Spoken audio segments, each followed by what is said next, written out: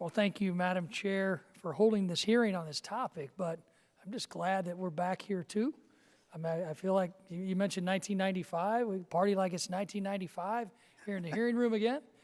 Frankly, party like it's February of 2020. I like this. I think this is our way of getting Congress to get back to normal and get back to more bipartisanship. It is refreshing to have the majority talk about this topic before it goes to the floor for a vote, and especially on an issue that is this impactful to our institution. I do want to begin by stating that I believe unions can and do play an important role in helping to facilitate a fair working environment in many industries across America. During my time in Congress, I've been a strong supporter of Davis-Bacon provisions. I have supported union workers throughout my district, including the laborers, the carpenters, the operating engineers, and the mine workers, as well as many others in the building trades and outside the building trades. I've also been a supporter of existing unions here on Capitol Hill in places where they make sense, like the Capitol Police or the architect of the Capitol, other labor and trade unions. Democrats say they've called this hearing to discuss the status of congressional staff. Considering that they've held the majority for 3 years, this is long overdue as the first hearing of any standing committee to seriously discuss any improvements to Hill staff pay and working conditions. And now that the majority is finally talking about these issues, they're focusing on unworkable, impractical ideas like congressional staff unionization, collective bargaining for people who already have some of the best benefits in the country.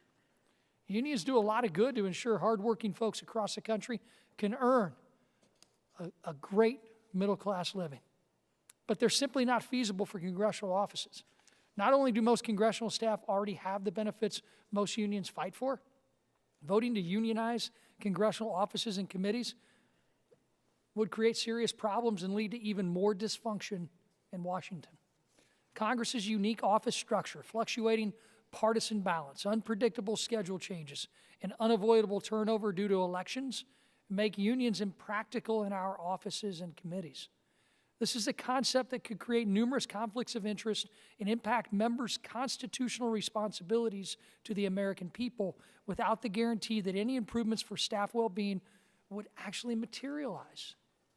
As a former congressional staffer myself, I understand the unique working situation that all staff face.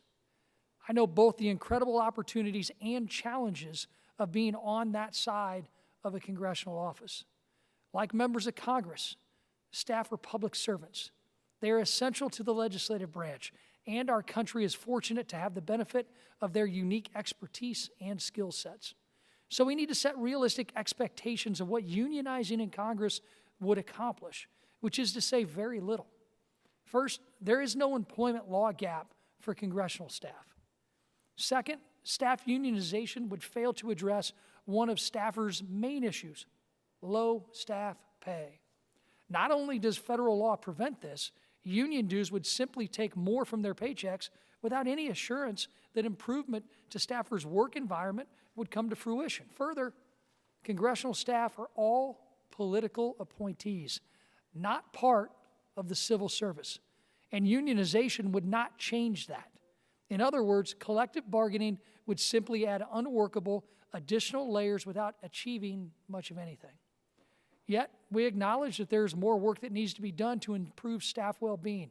Both Chairperson Lofgren and I are members of the Select Committee on the Modernization of Congress, where we have had multiple conversations on how to improve the recruitment, treatment, and retention of staff. This committee has implemented several of these recommendations stemming from those conversations. For example, instituting the HR Hub, the one-stop shop for human resource information for the whole House. However, there are more recommendations that this committee should consider.